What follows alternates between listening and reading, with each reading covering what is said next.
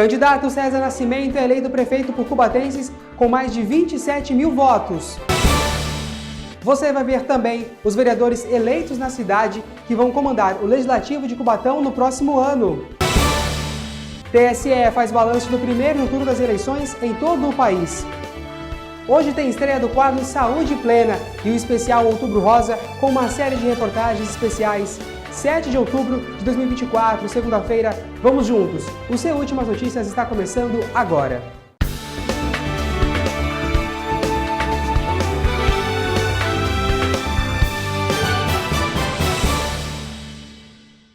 Olá, boa noite para você. Ontem foi o dia da democracia, mais uma eleição municipal. Foi a sua chance, eleitor, de escolher vereador e prefeito que irá comandar a sua cidade pelos próximos 4 anos.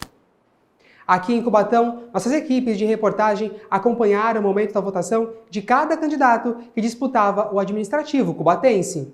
Os 5 candidatos à Prefeitura de Cubatão votaram no período da manhã. O César Nascimento, do PSD, acompanhado de sua vice Andréa de Castro, votou na Escola Estadual Lincoln Feliciano, na Vila Nova. Andamos 4 cantos da cidade, cansativo, exaustivo, mas a gente ficou muito feliz da forma calorosa e acolhedora que todos da nossa cidade nos receberam. A gente fica muito feliz porque isso nos mostra que Cubatão está no rumo certo, que nós não podemos interromper essas políticas públicas, que é o sucesso da nossa cidade. O candidato Rodrigo Alemão, do PSB, ao lado de sua esposa e de seu vice Fábio Alves Moreira, o Roxinho, votou na UME e Estado do Amazonas, na Vila Paulista. E também esperamos uma grande conscientização da população para que tenhamos a escolha com consciência, para que a população deposite o seu voto naquele futuro que espera para a cidade de Cubatão. E eu tenho certeza em que exercerá o exercício do direito da cidadania da melhor forma possível. Essa é a expectativa. O candidato Dr. Paiva, do PL, com seu vice, professor Wellington, votou na UME Padre José de Anchieta, no Jardim Costa e Silva. Campanha que nós lutamos contra o poder econômico instalado na cidade, contra uma bolha que precisa ser rompida em Cubatão, e nós temos a convicção de conseguir levar a mensagem ao povo de Cubatão do que é melhor, mudar. Toninho Vieira, do PP, votou na UME Padre Manuel da Nóbrega, no Jardim Casqueiro, acompanhado de seu vice, Joaquim da Santista. A cidade de Cubatão precisa desenvolver, precisa crescer e nós estamos preparados para isso. Eu acredito muito no povo de Cubatão, confio na população e vamos resgatar o orgulho de ser cubatense com muita fé em Deus. E o candidato Carlos de Freitas, acompanhado de sua esposa, votou na UME Antônio Ortega Domingues, também no Jardim Casqueiro. Sabe aquela sensação de dever cumprido, cara? E um resultado? Claro que a gente quer a vitória, mas também pode ter um outro resultado, mas dever cumprido. Participei, falei o que tinha que falar, alertei o que tinha que alertar. E após a votação veio o resultado. O candidato César Nascimento, do PSD, foi eleito com 40,47% dos votos contra 39,63% do candidato Rodrigo Alemão. Ainda na noite de ontem, após 100% das urnas apuradas, nossa reportagem conversou com o prefeito eleito. Com pouco mais de 40% dos votos, o cidadão cubatense escolheu o seu novo prefeito. César Nascimento, que começou sua carreira como assessor parlamentar, no próximo dia 1º de janeiro, ocupa o cargo do Executivo e toma nas mãos a chave da cidade de Cubatão. Foram 27.180 votos que elegeram o cubatense César Nascimento. Casado e pai de 3 filhos, César iniciou sua carreira política como assessor parlamentar e já tem em seu currículo político 3 mandatos como vereador e agora assume o executivo na gestão 2025 a 2028. O futuro prefeito falou o que a população pode esperar de seu mandato e quais serão suas prioridades no início da gestão. Olha, primeiramente queria agradecer a Deus por esse momento, mas pode esperar muito trabalho, muito investimento na zeladoria da nossa cidade. O prefeito Ademário pavimentou toda uma via para que a gente possa hoje fazer políticas públicas que cheguem ao cidadão, as políticas públicas que são necessárias. Nesse primeiro ano, as pastas mais importantes que nós iremos investir serão educação e manutenção. Essas serão as pastas que terão mais investimento nesse primeiro momento, sem esquecer de todas as outras. Segurança pública, social. Uma novidade para os cubatenses será a criação da nova Secretaria da Mulher, onde a vice-prefeita, doutora Andréa Castro, que é a primeira mulher a ocupar um cargo de vice-prefeita na cidade, terá um papel fundamental. Com certeza, estou aqui ao lado do César para ser um braço técnico, para que a gente possa desenvolver todas as políticas públicas que Cubatão precisa e merece. Nós vamos criar a Secretaria da Mulher e da Igualdade Racial, né, e desenvolver políticas públicas para as mulheres, como a Casa da Mulher Cubatense, no combate às vítimas de violência doméstica, né, também a questão das mulheres, população de rua, em situação de rua, né? Nós também temos projetos aí para a escola em período integral até 2026, hoje nós temos 43% das escolas em período integral, vamos ampliar até 2026. César Nascimento agradece aos milhares de eleitores que confiaram seu voto e ressalta que honrará a confiança de cada um com muito trabalho e uma Cubatão ainda melhor. Uma cidade pujante, no rumo do progresso, que é essa cidade que nós iremos devolver para os cubatenses, porque vocês merecem. Vocês vivem e moram aqui e sabem do que eu estou falando. Cubatenses, essa cidade é nossa. E foi em ritmo de muita festa que milhares de cubatenses se reuniram para parabenizar o novo prefeito de Cubatão, que toma posse em 1º de janeiro de 2025.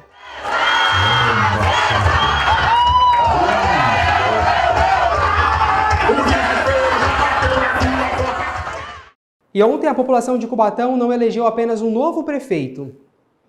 Vereadores também foram escolhidos, alguns reeleitos no Poder Legislativo e outros assumem o posto pela primeira vez. Após os resultados finais para o Legislativo cubatense, são esses os candidatos que ocuparão uma cadeira na Câmara Municipal de Cubatão. A partir do dia 1º de janeiro de 2025, Alexandre Mendes, o topete, eleito com 4.336 votos. Guilherme Amaral, com 2.273. Rony do Bar, com 2.201 votos. Ronaldo da Comissão, 2.050. Marcos Roberto Silva, o Tinho, com 1.972 votos. Kleber do Cavaco, 1.857 votos, e Alain Matias, com 1.593 votos, todos eleitos pelo PSD. Xuxa, do PSDB, com 1.640 votos, Jair do Bar, 1.635, e Ivan Delbrando, com 1.073 votos, todos também do PSDB. Edson Mota, da União, 1.552 votos. Alessandro Oliveira, do Republicano, 1.234 votos. Guilherme do Salão, com 1.188. E Marcinho, com 1.089, foram eleitos pelo PSB. E Batoré, com 635 votos, foi eleito pelo Agir. Pois bem, em Brasília, o Tribunal Superior Eleitoral divulgou um balanço sobre o primeiro turno das eleições municipais em todo o país. De acordo com dados apresentados, 2024 registrou mais de 20% de abstenção. Foi a presidente do Tribunal Superior Eleitoral, a ministra Carmen Lúcia, quem informou o índice de abstenção nas eleições municipais deste ano. Pelo balanço, a porcentagem ficou em 21,7% das abstenções. Nos últimos 12 anos, esse foi o menor número desde 2020, quando as eleições municipais ocorreram em meio à pandemia da Covid-19. Ainda ontem, no domingo de votação, a ministra Carmen Lúcia, do Tribunal Superior Eleitoral, disse que é necessário investigar o motivo do número de abstenção registrada no país. Nós retomamos uma condição de considerar normal, válido e não depreciar as instituições na busca de romper com a institucionalidade democrática. O que a gente queria era uma eleição, e continuamos querendo, ainda temos até o final deste mês, o que eu dizia de um sossego democrático. Eu pedi a semana passada que queria esperar que cada um saísse de casa com o seu documento, fosse votar, achando e acreditando e recebendo isso da Justiça Eleitoral. A certeza de que ele ia exercer um direito que é importante para a vida dele, para a vida de quem veio antes, que conquistou esse direito. E se encerra amanhã o prazo para os recursos ao resultado preliminar do Revalida 2024. O resultado definitivo da prova de revalidação de diplomas médicos expedidos por instituição de educação superior estrangeiro Revalida 2022 2024, foi divulgado pelo Instituto Nacional de Estudos e Pesquisas Educacionais Anísio Teixeira, o INEP, no sistema Revalida. Os participantes podem conferir também os pareceres dos recursos interpostos às questões objetivas, além da versão definitiva do gabarito. O Revalida subsidia o processo de revalidação dos diplomas de médicos que se formaram no exterior e querem atuar no Brasil. O exame é direcionado tanto aos estrangeiros formados em medicina fora do Brasil, quanto aos brasileiros que se graduaram em outro país e querem exercer a profissão em sua terra natal. O período para interpor os recursos se encerra nesta terça-feira, dia 8 de outubro. E a gente confere agora como ficam as temperaturas na nossa previsão do tempo.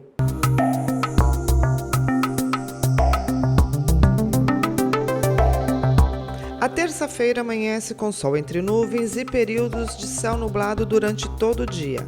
Não há previsão de chuva. As temperaturas continuam amenas, variando entre 16 e 22 graus. Os ventos são leves durante todo o dia e a umidade relativa do ar fica entre 79% e 93%.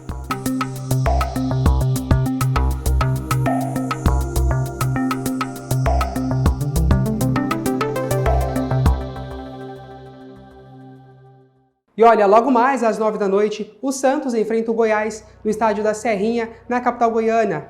A equipe santista tem a chance do ouro para assumir a liderança da Série B, já que o Novo Horizontino perdeu para o Amazonas na última sexta-feira e a diferença das equipes é de apenas 1 ponto.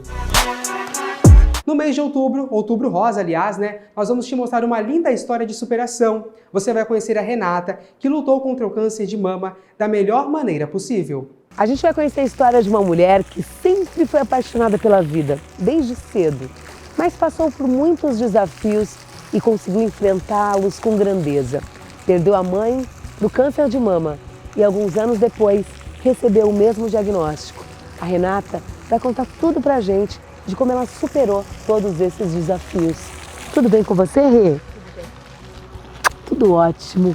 Vamos começar contando como esse sorriso lindo e largo viveu os momentos da sua infância. Você sempre disse que era muito apaixonada pela vida, né? Sim, desde criança, mesmo com todas as dificuldades que a gente tinha, eu sempre procurei sorrir e viver da melhor forma possível, né? Sempre com otimismo, com esperança, com fé. E com toda essa felicidade, essa vontade de viver, ainda assim você recebeu algumas notícias que não foram positivas.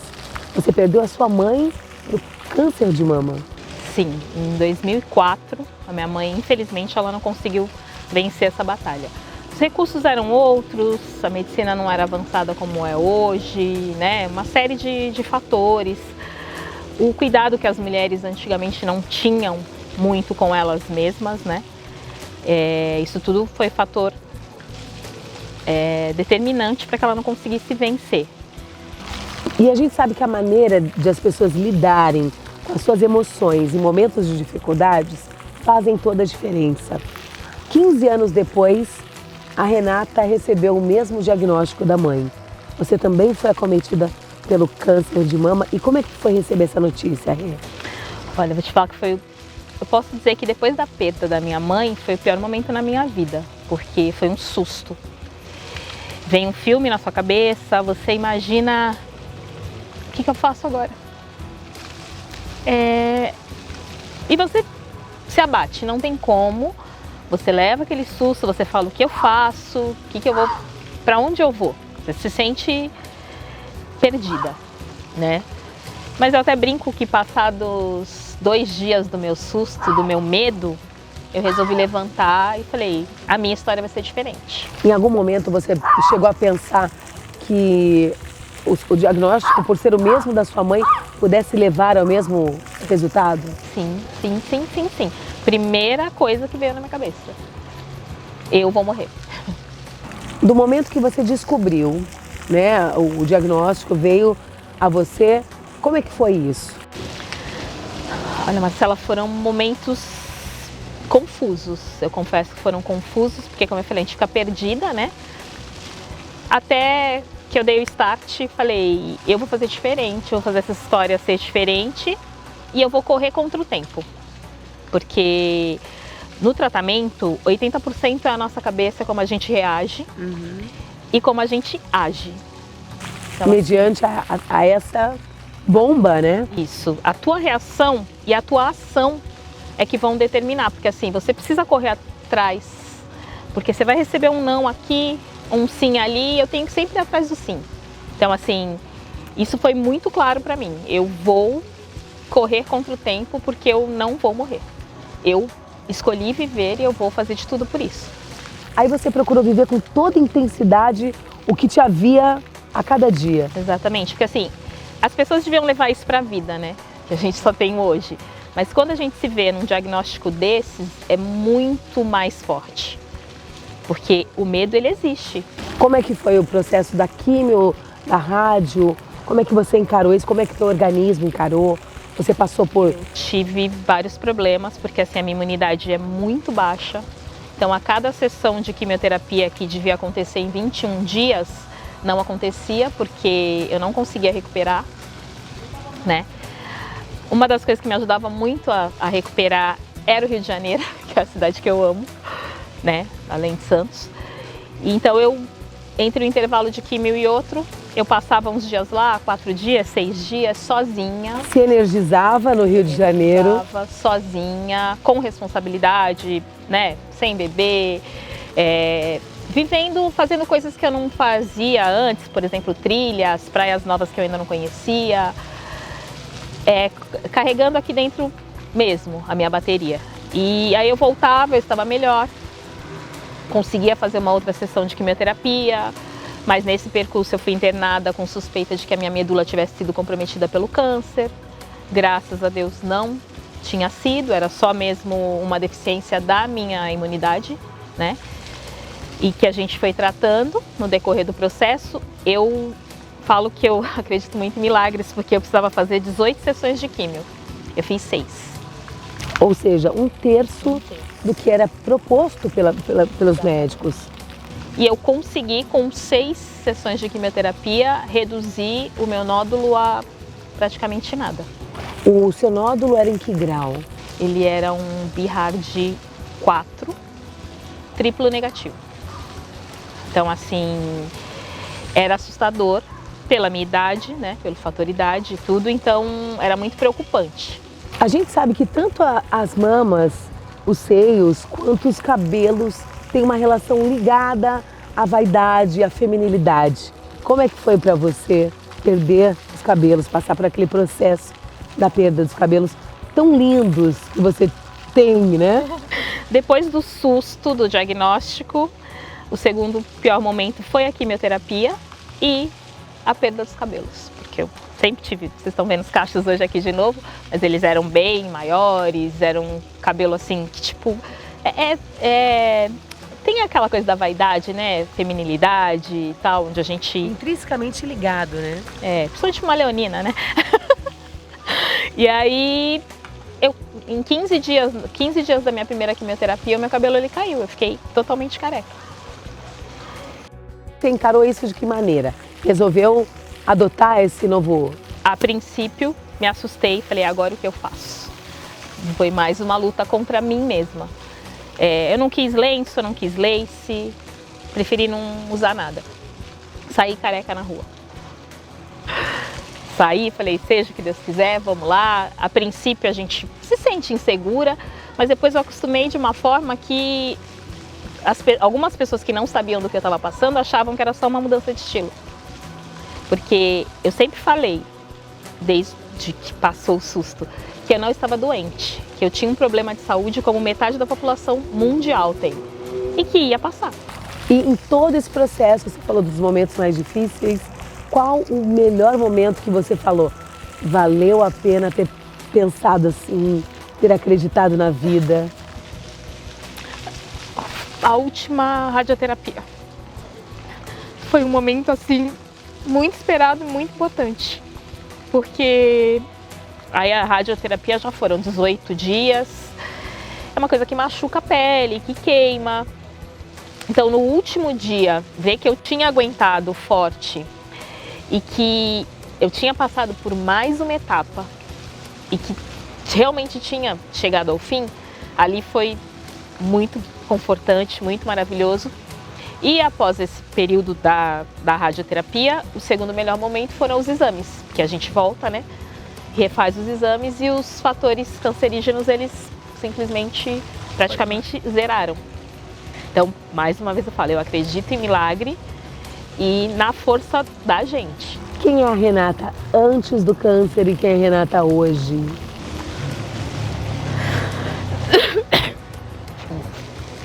Eu sempre me considerei uma pessoa muito forte para tudo. Mas depois do câncer eu passei a me enxergar, literalmente falando, poderosa mesmo. Tipo, cara, eu consegui. Se eu passei por isso, nada mais me derruba, entendeu? Só quem vive isso consegue mensurar o que eu tô falando agora, porque a gente perde muita gente. Durante esse período eu perdi muita gente, tá? Pandemia, pro próprio câncer. Então eu ver que eu consegui, que eu estou aqui hoje, quase 3 anos depois, contando a minha história, podendo incentivar outras pessoas de tipo, não desista de você. Você é a sua prioridade, você é o seu maior presente. Então assim, lute por você, faça por você. Se previna, né? Porque a prevenção ainda é o melhor remédio, porque eu descobri muito cedo, porque eu sempre tive o meu autocuidado, frequência de médico. Então assim, hoje a Renata, de 47 anos, olha para a menina lá atrás e fala, segue esse caminho. E o que você diz para as mulheres que estão passando, enfrentando esse dilema? Vocês não podem de forma alguma perder a força, deixar de acreditar em vocês e correr atrás. E cada segundo conta, cada minuto importa. Então, busquem ajuda, busquem conversar, busquem se aproximar dos seus amigos, dos seus parentes, das pessoas que lhes querem bem. Porque é um momento difícil também, porque a gente vê muita gente que a gente achava próximo se afastar. Notícias é o quadro Saúde Plena, com Outubro Rosa como tema, além de uma série de reportagens especiais nesse mês de conscientização. Não saia daí, voltamos já! Educação é um direito de todas as crianças e adolescentes. O tipo de escola pode até mudar. A localização também. Pode ser uma escola perto de casa, pode ser próxima ao trabalho do pai, ao trabalho da mãe. O que não pode é ficar fora da escola. E para garantir esse direito, o governo federal, por meio do Ministério da Educação e do Ministério da Mulher, da Família e dos Direitos Humanos, criou o Disque 100 Brasil na Escola. Um canal para a sociedade comunicar situações de crianças que não estão frequentando a escola. Se você conhece alguma, entre em contato com o Disque 100. Com o envolvimento de todos, vamos garantir aos estudantes o direito à educação. Ministério da Educação, Governo Federal, Pátria Amada Brasil.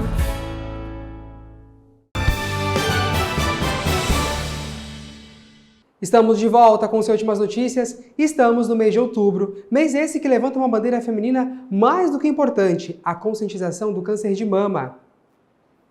Hoje, iniciamos uma série de reportagens que fala sobre essa causa. Para começarmos, nossa reportagem conversou com um especialista que falou sobre os desafios com o diagnóstico. Outubro Rosa é uma ação de consciência para os cuidados e para o combate do câncer de mama. Doença que atinge milhares de mulheres no Brasil e no mundo. De acordo com o INCA, Instituto Nacional do Câncer, cerca de 70 mil novos casos surgem por ano. Mas especialistas afirmam que essa doença tem cura. Embora os números divulgados da doença ainda sejam altos, a médica oncologista Sueli Monterroso, que é referência no combate ao câncer em toda a Baixada Santista, explica que os avanços científicos e tecnológicos têm trazido respostas bem otimistas nos últimos anos. E nós temos uma chance hoje de tratamentos multidisciplinares que que esse número de óbitos que nós teríamos diminuiu bastante, vai diminuir com taxas de cura. A gente tem 90% de taxa de cura em estadios clínicos iniciais. Isso é alto, isso nós não tínhamos há 8 anos atrás. O câncer de mama está ligado a multifatores. Um deles é a ligação genética. Então, se uma pessoa tem uma história familiar de alguém de primeiro grau, pai, mãe, irmão, com câncer de mama, ou um homem com câncer de mama, que o homem também tem uma incidência de câncer de mama, ela tem uma chance maior de ter esse tumor.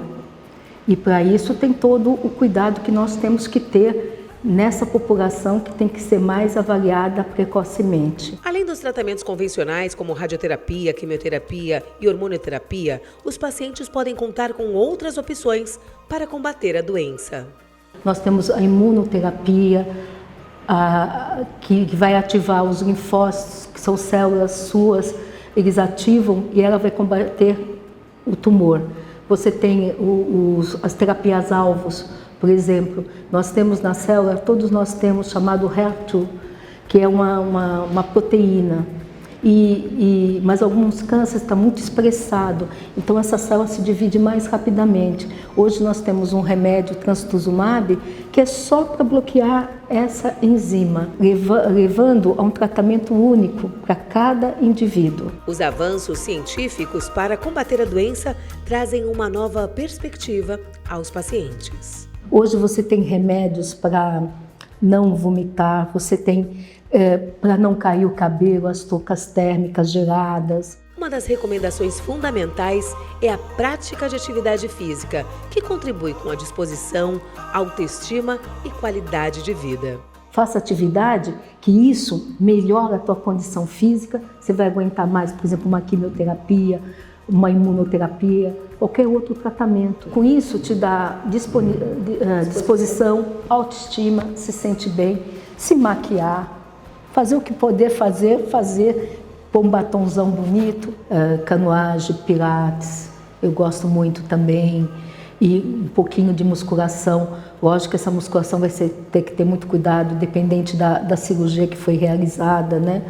Fazer drenagem só em membros inferiores, mas tem muitas atividades que podem ajudar. E também eu gosto muito que elas façam um hobby, algo, fora exercício, o que você gosta de fazer. Doutora Sueli fala sobre o peso de receber o diagnóstico e ressalta a importância de não perder a esperança para vencer a doença e nos dá uma orientação. É difícil, não é fácil. Muda a vida muito de uma pessoa, muda os relacionamentos, precisa ter uma família sólida. A gente tem muita dificuldade em pacientes com famílias que estão tão desorganizadas, né?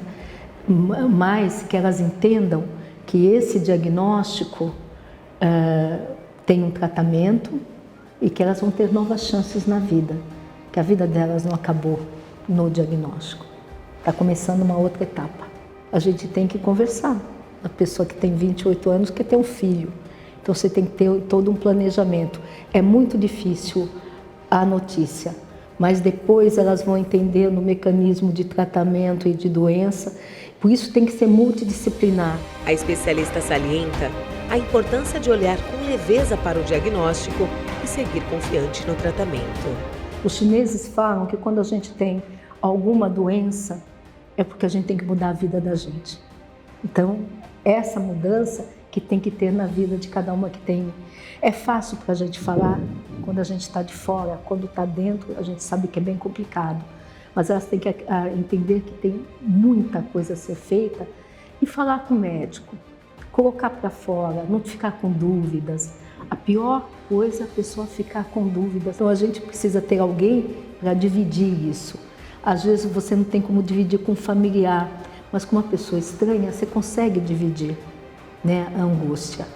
Então ela tem que entender que é um momento da vida delas e que isso vai passar.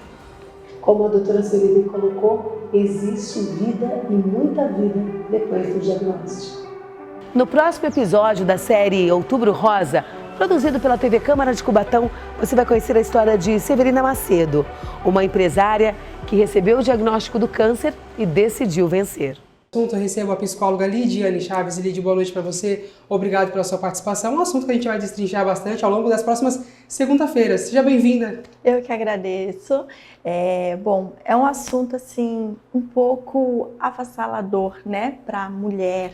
No recebimento desse diagnóstico que parece estar relacionado com a morte, né, mas que não precisa ser dessa forma, né, encarar com muita, lógico, congruência, se atualizar, se informar sobre o assunto, saber sim que com um diagnóstico precoce a chance de cura é quase 90%, e aí sim adquirir esse suporte emocional, né, junto com o tratamento, vai facilitar demais esse processo tão doloroso, tão avassalador para a mulher, né, porque não está falando apenas de uma doença, está falando muito mais além. Estamos falando sobre a autoimagem, a feminilidade da mulher.